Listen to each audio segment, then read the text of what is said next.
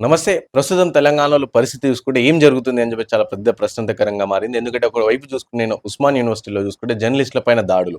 And ఇది నిన్న first టైమే కాదు. అంతకుముందు చూసుకున్న బల్కంపేట ఎల్లమ్మ కావచ్చు, లేక గాంధీ హాస్పిటల్ కావచ్చు, ఈ విధంగా దాడులు జరుగుతా ఉన్నాయి జర్నలిస్ట్‌ల పైన. ఇంకో మరోవైపు చూసుకుంటే విద్యార్థులందరూ రోడ్డు మీదకొచ్చి వాళ్ళు ప్రశ్నిస్తున్న పర్వం కనిపిస్తుంది. సో, ఈ నేపథ్యంలో ఉస్మాన్ యూనివర్సిటీకి సంబంధించిన ఒక విద్యార్థి కూడా నిరాహార దీక్ష 9 రోజులు చేసి అతను జరిగిపోయిన పరిస్థితి. అండ్ ఇదే నిరుద్యోగుల పక్షాన ఉంటూ ఇటు బక్క ఎడ్సన్ గారు కాంగ్రెస్ పార్టీ సీనియర్ నాయకులు. సో, బక్క ఎడ్సన్ గారు కూడా నిరాహార దీక్ష వేస్తున్న పరిస్థితి. అసలు ఏం అవసరం ఇతనికి? అంటే విద్యార్థుల పక్షాన ఇందానం కొట్లాడుతూ ఎలాంటి విద్యార్థులు కూడా చాలా వరకు రావడం కనిపిస్తలేదు మనకి. సో, అతని ఆరోగ్యం కూడా ఈ రోజుకి 9, 10 రోజులు అవుతున్న పరిస్థితి. అండ్ ప్రభుత్వం ఎలాంటి స్పందన కూడా అనిపిస్తలేదు ప్రభుత్వం నుంచి. ఏం చేద్దాం అనుకుంటుంది అసలు ప్రభుత్వం?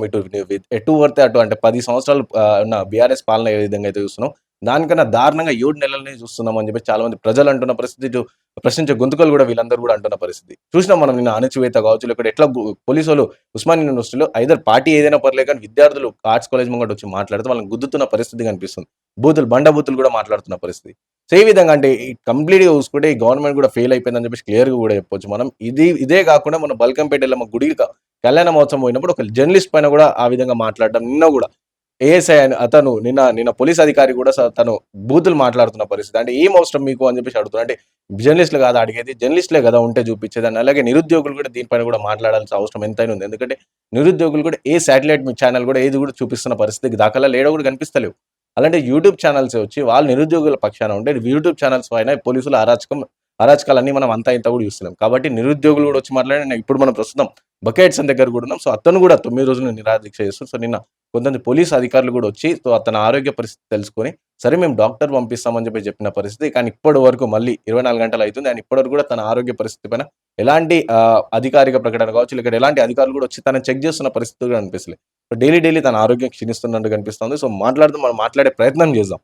ఇక్కడ ఆల్రెడీ 9 రోజులు నిరాహార దీక్ష కాబట్టి సో, తను హోమియోపతి మందులేసుకుంటున్న పరిస్థితి కనిపిస్తుంది. అంటే ఆరోగ్య పరిస్థితి దిగజారుతున్నా కూడా ఎలాంటి ప్రభుత్వం కావచ్చు, ఎవ్వరు కూడా పట్టించుకునే నాదుడు లేడు. కాబట్టి సో, అతను చేస్తాను. ఒకసారి మనం మాట్లాడించే ప్రయత్నం మనం చేద్దాం.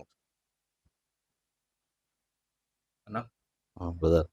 ఎట్లా అనిపిస్తుందన్న? అంటే మిమ్మల్ని ఇన్ని రోజుల నుంచి చేస్తుర్రు. మీకసలు ప్రభుత్వం పట్టించుకుంటలే. నిన్న జరుగుతున్న అరాచకాలు తెలంగాణలో మొత్తం ఏ విధంగా?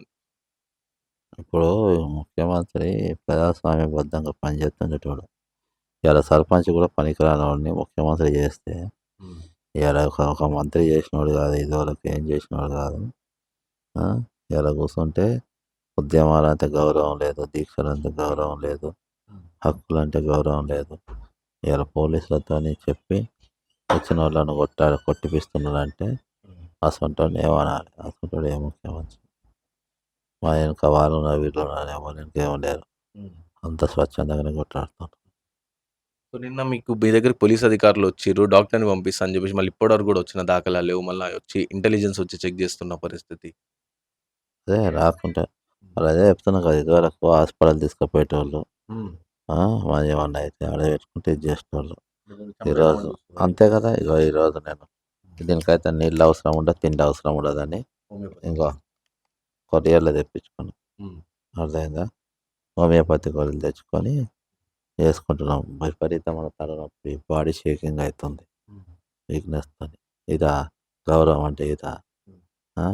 వాడు ముఖ్యమంత్రి, ఓ పక్కన ఉప ముఖ్యమంత్రి ఉంటాడు. ముఖ్యమంత్రి గాడు పొట్టొంటి అయినప్పుడు పక్కన ఉప ముఖ్యమంత్రి మరి గాడిదని పీకనీకి తీసుకున్నాడా ఈడు ఉప ముఖ్యమంత్రి? ఆ! ఉప ముఖ్యమంత్రి ఏం పీకనీకి తీసుకున్నాడు వాడు ఈడ? ఆ! ఇక్కడ జనాలు చచ్చిపోతుండ్రు, దీక్షలు చేస్తుండ్రు, కొట్లాడుతుండ్రు. వాళ్ళ పుణ్యాన నేనేం కొట్లాడలే, నువ్వేం కొట్లాడలే. వాడు కేసీఆర్ ఎమ్మెల్యేలందరిని ఏసుకపోతే నేను మూసుకొని కూర్చున్నా అన్నీ. ఆ! వీళ్ళు మన తరపున నిలబడి కొట్లాడిండు. మనం గౌరవిద్దాం అని చెప్పి మరి ఈడు ముఖ్యమంత్రి అంటాడు, ఉప ముఖ్యమంత్రి అంటాడు. ఇప్పుడు చెప్పాలి కదా! ఈ గాడిది మరి వీడేం చెప్తాడు? హ్మ్. ఇప్పుడు ఆపోజిషన్ లీడర్ ఉన్నప్పుడు ఒకటి మాట్లాడతారు. ఆ! పవర్‌లో ఉన్నప్పుడు ఒకటి మాట్లాడతారు. పవర్ లేనప్పుడు ఒకటి మాట్లాడతారు. ఆ! ఈ విధంగా ఇష్టం వచ్చినట్టు చేస్తే ఏందన్నట్టు? కాబట్టి ఇది పూర్తిగా అప్రజాస్వామ్యము. ప్రజాస్వామ్యం పైన గౌరవం లేనోళ్ళు ఈరోజు ముఖ్యమంత్రి అయిండని అందరూ అనుకుంటున్నారు. వాస్తవం కూడా అదే. అంటే కావాలనే కొంతమంది కలిసి అంటే ఇట్లా మీలాంటోళ్ళు నిరాహార దీక్ష నిరుద్యోగుల పక్షాన చేస్తే కావాలని వాళ్ళు రెచ్చగొడుతున్నారు అని చెప్పేసి నేను రేవంత్ రెడ్డి అంటున్న పరిస్థితి. అండ్ వీళ్ళు కావాలని గ్రంథాలయాన్ని కావచ్చు, వీళ్ళ హాస్టల్స్ కావచ్చు వీళ్ళందరూ కలిసి కుట్ర చేస్తున్నారు. మెయిన్‌గా అయితే మీలాంటోళ్ళు అందరూ రెచ్చగొడుతున్నారు నిరుద్యోగులని అని చెప్పేసి. అరే! అవులేగా ఎవరెవరిని రెచ్చగొట్టే అవసరం లేదు. హ్మ్. అందరూ చదువుకొని డిగ్రీలు తీసుకున్నోళ్ళు. హ్మ్. వాళ్ళను నువ్వు అబాండం తెచ్చుకుంటున్నావు. సరే మేము రెచ్చగొడుతున్నాం. మరి బట్టిగాడు ఏం చెప్పిండు మరి అందుల? హ్మ్. అసెంబ్లీలో అపోజిషన్ లీడర్ ఉన్నప్పుడు బట్టిగాడు ఏం చెప్పిండు? ఆ వీడియో కోసమే చూస్తున్నా. ఆ! 1:100 చేయాలి. చాలా రోజుల నోటిఫికేషన్ వచ్చిందని చెప్పిండా లేదా? హ్మ్. మరి అప్పుడు చెప్పినోడు మరి ఇప్పుడు ఎందుకు చెల్తలేదది? హ్మ్. అప్పుడు చెప్పినోడు ఇయాల ఎందుకు చెల్తలేదు ఇయాల? ఇయాల మాట పైన ఎందుకుంటలేరు మీరు? అంటే రూలింగ్‌లో ఉంటే ఒకటి, ఆపోజిషన్‌లో ఉంటే ఒకటుంటదా? అసోంటి ఉప ముఖ్యమంత్రి, అసోంటి ముఖ్యమంత్రులు ఈరోజు పనికిమాలిన ఇగో అట్లాగే ఆ! గ్రూప్ వన్ సంబంధించి అది హోమ్ గ్రూప్ వన్ సంబంధించి సరే చాలా సంవత్సరాల తర్వాత ఈ రాష్ట్రం వచ్చిన తర్వాత మొదటిసారి వాళ్ళకి నోటిఫికేషన్ ఇచ్చారు అధ్యక్ష. 1:50 వాళ్ళ ఎలిజిబిలిటీ ఇచ్చారట. 1:50 కాకుండా 1:100 ఇస్తే కొంత ఎక్కువ మంది చాలా సంవత్సరాల నుంచి ప్రిపేర్ అవుతున్నారు కాబట్టి అవకాశాలు బాగుంటాయి కాబట్టి దయచేసి 1:100 ఇవ్వాల్సిందిగా నేను మీ ద్వారా రాష్ట్ర ప్రభుత్వాన్ని ఆలోచన చేసి అవకాశం ఇవ్వాల్సిందిగా కోరుతా ఉన్నాను. మరి వీడేం తెలియాలి? అట్లాగే వీడు ఉప ముఖ్యమంత్రి కదా గ్రూప్ మరి వన్ ఇప్పుడు. సంబంధించి ఆ! వీడు ఉప ముఖ్య ఏం బీకనీకి తీసుకున్నాడు ఉప ముఖ్యమంత్రి? ఏం బీకనీకి తీసుకున్నాడు? వాడు ముఖ్యమంత్రికి వాడు చేస్తలేడు. మరి వీడు పోయి చెప్పాలి కదా వీడు. ఆ! పోలీసోళ్ళతో కొట్టిపిస్తారు అడిగితే. ప్రెసోళ్ళు పెద్ద ఛానళ్ళేమో రారు. హ్మ్. ఆ హీరోయిను, ఆ హీరోగాడెవడో వాడెవరితోనో తిరుగుతాండని చెప్పి గంటలు గంటలు సిగ్గులేని ఛానల్ కూర్చోబెడతారు. నిరుద్యోగుల సమస్యల గురించి రాయని పత్రికలు మొత్తం మనం పక్కన పడేయాలి. ఇయాల కూడా పేపర్‌లన్నీ బంద్ చేయాలి. హ్మ్. ఆ ఛానల్ కూడా ఎవడు చూడొద్దు. హ్మ్. ఛానల్ చేసే యూట్యూబ్ ఛానల్‌ని తీసుకపోయి కొడతారు ఇయాల. అర్థమైందా? కాబట్టి పూర్తిగా అప్రజాస్వామ్యంగా చేస్తుండు. ముఖ్యమంత్రి మాకు అవసరం లేదు. ఈ 5 డిమాండ్లల్ల ఈ 5 డిమాండ్ నెరవేర్చకుంటే ఒక సింగిల్ డిమాండ్ ఉంటది. రేవంత్ రెడ్డికి హఠా. ఇంకెన్ని రోజులు చేస్తారండి? ఇప్పటికే 9 రోజులు అవుతున్న పరిస్థితి కనిపిస్తా ఉంది. సో, మీ ఆరోగ్యం గూడా క్షీణిస్తా ఉంది. ఇటు నిరుద్యోగుల పక్షాన ఇంత కొట్లాడుతున్నా కూడా ప్రభుత్వం పట్టించుకోలేదు, కొడుతున్నారు. అలాంటిది మీ ఆరోగ్యం కూడా పోలీసోళ్ళు కూడా నిన్నొచ్చి చూసి డాక్టర్‌ని పంపిస్తాను పంపియకుండా ఇట్లా మీ ఆరోగ్యం ఖరాబ్ అయితే ఖరాబ్ అయిపోయింది ఆల్రెడీ. హ్మ్. సాయంత్రం ఇయాల 3, 4 నిరుద్యోగులంతా వస్తామన్నారు. హ్మ్. మీటింగ్ పెట్టుకొని ఇయాల ఒక నిర్ణయం తీసుకుంటాం. కార్యాచరణ కూడా రూపం ప్రకటిస్తాము. హ్మ్. 100% ఖచ్చితంగా రేపు నిరుద్యోగులు వచ్చే రోజులల్లా ఇక వీడు పోయిందని వాడు పోయినంటే వాడు కాదు. హ్మ్. డైరెక్ట్ నిరుద్యోగులే ఇక డైరెక్ట్ రాజకీయాల్లో దిగుతారు రేపంచాలి. హ్మ్. రేపు వచ్చే నిరుద్యోగులకెళ్ళి ఒకడు ముఖ్యమంత్రి అవుతాడు నెక్స్ట్. హ్మ్. ఆ దిశగా రేపు నడిపిస్తాం. సో, విన్నారు గదా! ఇది పరిస్థితి. సో, 9, 10 రోజుల నుంచి నిరాహార దీక్ష చేస్తున్న ప్రభుత్వం నుంచి ఎలాంటి పట్టింపు గూడా లేదు. పట్టించుకోకపోగా ఇటు దాడులు, ప్రతి దాడులని చేస్తున్న పరిస్థితి. ఇటు బూతులు తిడుతున్న పరిస్థితి. వీళ్ళందరూ నిరుద్యోగులని కొట్టడం గావచ్చు, రోడ్ల మీద మహిళలను చూడకుండా గూడా ఎంత దారుణంగా ముంచుకుపోతున్న పరిస్థితి. సో, ఇంత అప్రజాస్వామికంగా నడుస్తుంది ఈ తెలంగాణలో ఉన్న కాంగ్రెస్ ప్రభుత్వం అప్రజాస్వామికంగా చేస్తుంది.